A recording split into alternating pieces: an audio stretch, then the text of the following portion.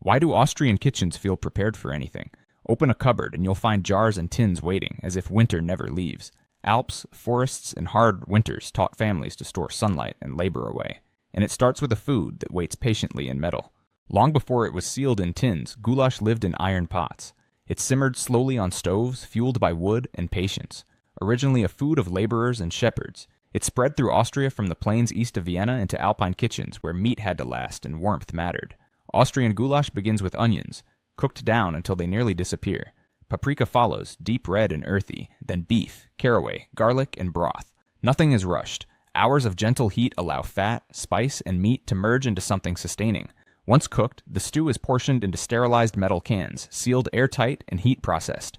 This final step halts bacteria and locks the dish in time. The result is a meal that can wait for years without losing its purpose. No freezing, no refrigeration, just darkness, cool air, and silence on a shelf. In mountain homes, canned goulash means security, a hot meal when storms cut roads, food during late nights, illness, or empty markets. Served with bread, dumplings, or simply a spoon, it tastes of endurance. Rich, filling, and unapologetically practical. Goulash does not promise luxury. It promises survival, carried forward in steel. And yet the next food does not simmer or soften. It begins dry, pale, and simple. Built not for comfort, but for keeping. Small, pale, and unassuming, Fleckerl noodles rarely draw attention. Yet for centuries, they have quietly held Austrian kitchens together. These tiny squares of egg pasta trace their roots to farmhouse cooking in Lower Austria and Styria, appearing in written household records as early as the late 1700s, when flour and eggs were measured to last the winter. Fleckerl are made from simple ingredients: flour, eggs, water, and salt. The dough is kneaded until firm, rolled out, and sliced into neat, irregular squares. What gives them longevity is not secrecy, but dryness. Once cut, the noodles are laid out and fully dried, sometimes for days, until every trace of moisture is gone. This technique mirrors Central European pasta traditions spread during the Habsburg Empire. Without moisture, spoilage cannot begin. Stored in cloth sacks, glass jars, or tin boxes, dry Fleckerl last for years. They wait through winter and summer alike, untouched by time. In Alpine homes across Tyrol and Salzburg, this dryness meant security when snow blocked mountain passes. Fleckerl appear in dishes meant to comfort and sustain, tossed with cabbage and caraway. Paired with ham or melted butter, boiled quickly when fuel was scarce and hunger immediate. They are filling without excess and reliable without ceremony. They are plain by design. Food meant to stretch, not spoil, but the next item does not rely on dryness at all. It concentrates warmth and salt into something small, pressed, and powerful. Compact and dense, soup bouillon holds an entire meal in the palm of a hand. Long before modern kitchens, Austrians learned that flavor, once reduced, could travel far and last long. Suppenwürfel grew in popularity in the late 19th century, especially after industrial food production expanded in Vienna and Graz during the 1870s. Traditional bouillon begins with stock simmered for hours. Beef bones, root vegetables, herbs, and salt are slowly reduced until strength replaces volume. What remains is thickened, cooled, and pressed into cubes or dense pastes. Salt becomes the guardian. Dehydration does the rest. During World War I and World War II, these cubes were common in military and civilian rations.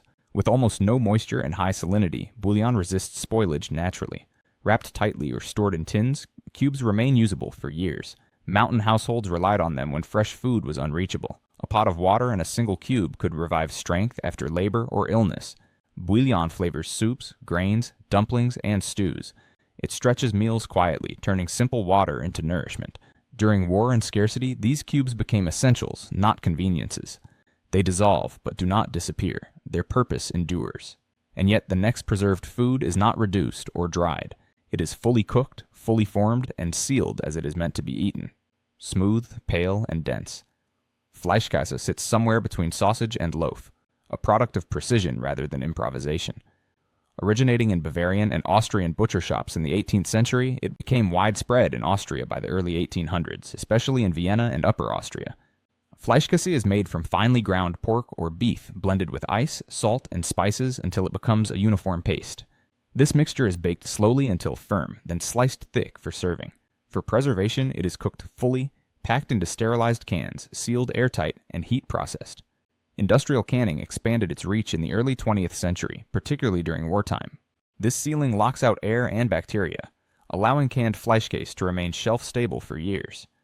No curing rooms, no smokehouses, just metal, heat, and time. In pantries, it waits without complaint. It is eaten cold or warmed, sliced onto bread with mustard, or served with potatoes. a meal that requires little preparation when energy is low or weather closes roads. In rural Austria after 1945, it was a common sight in cellars rebuilding normal life. Fleischkäse does not age or improve. It holds steady. A food built for certainty, but not everything in the Austrian pantry is sealed in steel. Some ingredients last because they are sharpened by fermentation, waiting quietly in glass. Rough, uneven, and full of character, Spätzle carry the shape of the hands that made them. Long before they were dried and stored, they were pressed through boards in Alpine kitchens, especially in Vorarlberg and western Tyrol, where written mentions of Spätzle appear as early as the 18th century. The name itself comes from the Swabian word for small sparrows, a nod to their irregular form. Spätzle dough is simple. Flour, eggs, water, and salt are mixed into a thick batter. Traditionally, the dough is scraped or pushed into boiling water, then lifted once it floats. For preservation, these cooked noodles were spread onto cloths or wooden trays and left to dry slowly in cool mountain air. Once fully dried, Spätzle lose the moisture that invites spoilage. Stored in linen sacks or sealed jars, they could last for years, waiting through long winters when fresh eggs were scarce. In farming communities, this meant pasta without dependency on the season. Rehydrated in minutes, Spätzle appear alongside stews, roasted meats, or melted cheese. They carry sauce easily and fill plates generously.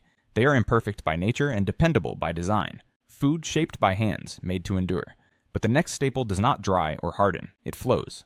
Dark, glossy, and pressed from seeds grown in a very specific soil. Thick, almost black, and glowing green at the edges. Styrian pumpkin seed oil is unlike any other oil in Europe. Produced in Styria since at least the 18th century, it earned protected designation status in 1996, safeguarding a tradition rooted deep in southeastern Austrian soil. The oil begins with hull-less Styrian pumpkins harvested in early autumn. Their seeds are cleaned, dried, and gently roasted, releasing their nutty aroma. Ground into a paste and mixed with water and salt, the mass is slowly pressed. What emerges is a dense oil, rich in antioxidants and naturally low in moisture. These properties give it longevity. When stored in dark glass bottles or metal tins away from heat and light, pumpkin seed oil remains stable for years. Styrene farmhouses once kept bottles in cool cellars, opening them sparingly through winter. Used sparingly yet deliberately, the oil finishes salads, drizzles over boiled potatoes, and enriches soups. It is never heated heavily. It is respected, earthy, bitter-sweet, and unmistakable. A preserved harvest in liquid form, and yet the next preservation is brighter. Sweet, built from fruit gathered at its ripest and sealed against time. Golden, fragrant, and thick with summer, Wachau apricot jam holds an entire valley in a jar. Apricots have grown along the Danube in the Wachau region since at least the Middle Ages, with records of orchard cultivation dating back to the 1500s. By the 19th century, Wachau Merlin had become prized across the Austro-Hungarian Empire. Harvested in July, the apricots are pitted and cooked slowly with sugar. Nothing else is added. Heat reduces the fruit, sugar binds the mixture, and acidity protects it. Once bubbling and thick, the jam is poured into sterilized jars and sealed while hot, creating a vacuum. This combination of sugar, acidity, and airtight storage allows Maryland marmalade to last for years. Stored in cool pantries, jars were opened deep into winter, reminders of sunlight when snow lay heavy outside. The jam appears at breakfast, spread on bread or folded into pastries like Marillen Knödel and Linzer Torte fillings. It marks holidays and quiet mornings alike, sweet, patient, and exacting. But sweetness does not define every preserved food. The next items return us to thrift, fat, and fermentation, where survival takes on heavier forms. Soft, syrupy, and gently sweet, fruit compote has long been Austria's way of carrying orchards through winter. Records of preserved fruit and syrup appear in monastic kitchens along the Danube as early as the 17th century, especially in Upper Austria and Lower Austria, where apples, pears, cherries, and plums grew in abundance. Compote begins with ripe fruit peeled, sliced, or left whole, then briefly cooked in water sweetened with sugar. The fruit is softened, not broken. Once ready, it is packed into sterilized jars or cans and sealed while hot. Heat and sugar work together, creating an environment where spoilage cannot take hold. Properly sealed compote remains safe for years. Stored in cellars, it waited behind heavier foods, ready to brighten meals when fresh fruit was impossible.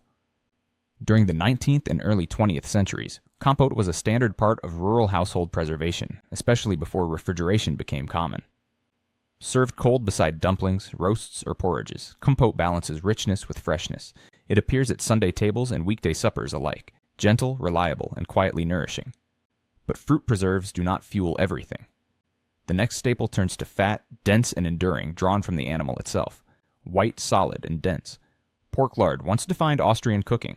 Long before vegetable oils were common, Schweineschmalz was rendered in farmhouses across Lower Austria, Styria, and Carinthia, especially during autumn pig slaughters that date back centuries. Lard is made by slowly heating pork fat until it melts and impurities separate. The clear fat is strained and poured into ceramic crocks or glass jars. Once cooled, it solidifies into a smooth, stable fat with virtually no water content. Without moisture, microbes cannot survive. Stored cool and sealed, lard can last for years without spoiling. In 18th and 19th century rural households, it was both cooking fat and calorie reserve, a safeguard against hunger when crops failed or snow cut. Villages off. Lard flavors. Potatoes, dumplings, and breads. Spread on dark rye with salt, it became a meal itself. It is heavy, sustaining, and unapologetically practical. Yet fat alone does not endure famine. The next food is dry, planted deep in the soil, and saved as seed and sustenance. Large, purple-speckled, and sturdy Käferbohnen beans are a Styrian icon. Cultivated in southeastern Austria since at least the 18th century, they thrive in the region's warm days and cool nights. By the 19th century, they were firmly established in peasant diets. Once harvested in late summer, the beans are fully dried on vines or laid out in barns. This slow drying removes moisture completely. Stored in sacks or jars, the beans can last indefinitely when kept dry. Dried Käferbohnen provided protein when meat was scarce. In times of war and hardship, especially during the early 20th century, they sustained families through long winters. When soaked and cooked, they swell and soften, transforming scarcity into abundance. Traditionally served in salads with vinegar and pumpkin seed oil or stirred into soups, they remain a foundation of Styrian foodways. They wait, they endure, and they return nourishment to those who remember how to prepare them. Long before refrigeration, Austrian cellars were alive. Wooden barrels bubbled softly as cabbage transformed itself into something sharper, stronger, and fit to last. Sauerkraut appears in alpine regions as early as the late Middle Ages with written references from the 1500s in Upper Austria, Salzburg, and Tyrol, where winters demanded preparation, not optimism. The process begins after the first frost, when white cabbage is dense and sweet. Heads are shredded finely, salted, and packed tightly into crocks or barrels. Pressure forces out liquid, creating a natural brine. Over several weeks, naturally occurring lactic acid bacteria ferment the cabbage. This rising acidity preserves it while reshaping its flavor and texture. No heat is involved, no vinegar is needed. Fermentation itself becomes protection. When kept submerged and sealed, sauerkraut can remain edible for years. During the 18th and 19th centuries, it was critical for preventing vitamin deficiencies and sustaining rural households cut off by snow. Served warm with pork and dumplings or cold alongside potatoes, sauerkraut cuts richness and revives the appetite. It is sour, crisp, and alive, a food that survives by becoming something else. But not every enduring staple is living. The next one stills milk into something firm, quiet, and meant to resist change. There is a moment when fresh milk stops being fragile and becomes lasting. In the Salzkammergut, that moment took shape as Monsieur cheese. First produced around 1830 by Benedictine monks at Mansi Abbey, it reflected Alpine conditions where preservation meant patience. Monsieur begins with cow's milk, heated gently and curdled. The curds are pressed, salted, and set to age in cool, humid cellars. While the cheese is best known today for its softer washed rind, harder aged versions were traditionally produced for storage. As aging continues, moisture slowly leaves the wheel. Salt and thyme do the rest. With reduced moisture and a dense structure, hard Monsieur resists spoilage when kept cool. Before modern refrigeration, this allowed milk harvested in summer to nourish families well into winter. Slices were eaten with dark bread and onions or melted over potatoes. The flavor is strong, savory, and filling. It satisfies quickly and lingers longer. Cheese not as indulgence, but as foresight. Yet even aged cheese depends on careful storage. The next preserved food removes uncertainty entirely. It arrives already cooked, sealed, and prepared to wait. Blunzengrostel does not pretend to be elegant. It is practical food born from necessity. Traditionally prepared on pig slaughter days, it combines blood sausage, potatoes, and onions into a filling dish that honored the entire animal. By the late 19th century, it was firmly rooted in Viennese and Lower Austrian cooking. As canning technology spread in the early 20th century, especially during wartime shortages, Blunzengrostel entered a new phase. Fully cooked before preservation, the mixture was packed hot into sterilized tins, sealed, and heat processed. This final treatment destroys bacteria and locks out air. Once sealed, the contents remain safe for years without refrigeration. During World War I and World War II, such canned meals were essential, feeding households when fresh food was unreliable or unavailable. Opened long after its cooking day, Blunzengrostel still delivers dense energy. It is reheated and served with cabbage or bread, heavy, rich, and direct. Food that asks little and gives much, but after weight and fat, the Austrian pantry turns again toward lighter measures. Toward dryness, spices, and ingredients, some made to wait quietly in sacks and jars. Toward dryness, spices, and ingredients made to wait quietly in sacks and jars. You might catch a scent before you see it. Warm caraway, fennel, anise, coriander. Bratwurst is not a single spice, but a memory blend. One tied to bread baked weekly, sometimes daily, especially in rural Austria, where rye loaves were lifelines. Bread spices appear in records as early as the 17th century, particularly in Lower Austria and Styria, regions known for dense sourdough breads. The spices were chosen carefully, not just for flavor, but for digestion and preservation. Caraway helped bread keep longer. Fennel calmed the stomach after heavy meals. The mix is simple. Whole seeds are dried thoroughly, sometimes lightly toasted, then ground or kept whole. The complete absence of moisture is what allows it to last. Stored in sealed jars away from light, Bratwurst can remain potent for years without spoiling. It is mixed directly into dough, rubbed onto crusts, or added to crackers and rusks. During shortages, it turned basic flour into something comforting and familiar. Bread feeds the body, spice feeds memory. But spices alone cannot sustain a household. The next staple looks fragile, but survives by changing how it is treated. Milk seems like the last thing meant to last. Fresh, perishable, unforgiving. So how did it become one of Austria's most reliable pantry staples? The answer arrived in the mid-20th century with ultra-high temperature processing, known simply as H-milch. UHT milk is heated rapidly to over 135 degrees Celsius for a few seconds, then sealed in sterile, airtight cartons. This process kills bacteria without destroying nutrition. Introduced widely in Austria after World War II, it transformed food storage in alpine and rural regions where daily milk deliveries were unreliable. Once sealed, H-milch can last for months, unopened, sometimes longer. No refrigeration needed. That mattered in mountain homes, seasonal huts, and during winter storms when roads closed. Used for cooking, baking, coffee, and porridge, it offered flexibility without fear of spoilage. For families, it meant milk available even when cows were dry or snowed in. It tastes mild, predictable, practical, yet once opened, it behaves like milk again, a reminder that preservation is always conditional, from liquid to green. The next ingredient survives by becoming small, dry, and sharply fragrant. Fresh chives grow fast and disappear just as quickly. In Alpine Austria, they were among the first signs of spring. But what happens when winter returns? The answer was drying, cutting freshness into something that could wait. Schnittlauch has been used in Austrian cooking since at least the 18th century, particularly in Tyrol and Upper Austria. Garden chives were harvested in early summer, washed, finely chopped, and laid out to dry, traditionally on cloths or wooden boards, sometimes near warm stoves, never rushed. Drying removes moisture, which is the enemy of storage. Once crisp and light, the chives were stored in small tins or jars, safe from light and air. Properly kept, they lasted for years, holding color, holding aroma. Dried chives were sprinkled over soups, potatoes, eggs, and spreads. Used sparingly, but meaningfully. A pinch could lift an entire dish. They are not bold, they are precise. And with herbs dried and milk stored, the pantry grows heavier again. The next foods return to metal, jars, and meals, built to last without waiting at all. Have you ever tasted a meal that feels like a mountain day preserved in metal? Tiroler Grostel, once a skillet dish for miners and herders in the 1800s, now exists in a version that waits quietly on pantry shelves across the Alps. It began as a way to use leftovers, boiled potatoes, onions, bits of meat, fried together in a single, heavy pan after long days of labor. When canning expanded through Austria in the early 20th century, especially between the 1920s and 1950s, Grostel became one of the dishes chosen for preservation. The ingredients are cooked fully, seasoned, and packed hot into sterilized cans.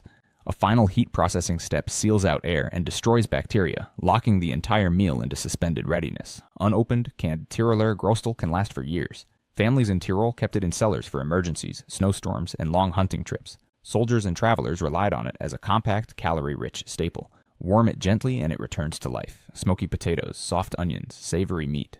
A meal with no pretension, just comfort delivered instantly. But after such warmth and weight, the pantry shifts again. This time towards something small, tart, and gathered from forests rather than farms.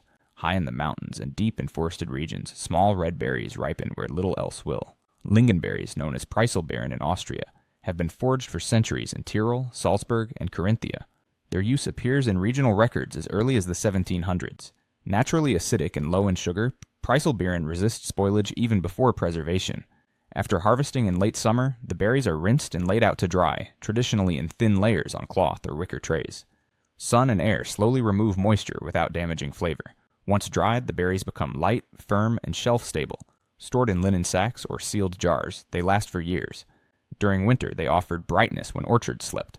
Dried lingonberries were soaked, cooked into sauces, or mixed into breads. Paired with game meat, they cut richness and added sharpness. Their tartness wakes heavy dishes. They are small but deliberate, foraged food made to wait.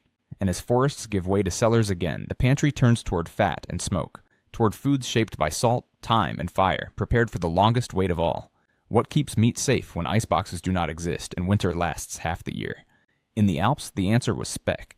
Hard, smoky, and salt-cured, Austrian speck developed as a survival food in Tyrol and South Tyrol as early as the Middle Ages. Mountain farmers needed protein that could endure cold, travel, and time. Speck begins with pork legs, rubbed heavily with salt, garlic, juniper, and herbs. The meat rests for weeks as salt draws moisture out and creates a hostile environment for bacteria. After curing, the pork is cold, smoked over beechwood or fir, then hung in cool alpine air to dry slowly, often for several months. This combination of salt, smoke, and air preservation makes speck exceptionally stable. Once hardened, it can last for years when kept cool and dry. In the 18th and 19th centuries, speck hung from rafters in Tyrolean farmhouses, sliced only when needed. Speck is eaten thinly sliced with bread, potatoes, or eggs. Rich, salty, and deeply aromatic. It fuels labor and satisfies quickly. A little goes far. But smoke and salt are only one method of endurance. The next staple survives by turning sharp, sour, and powerful in glass. How does something made from spoilage become one of the safest foods in the pantry? Vinegar answers that question quietly.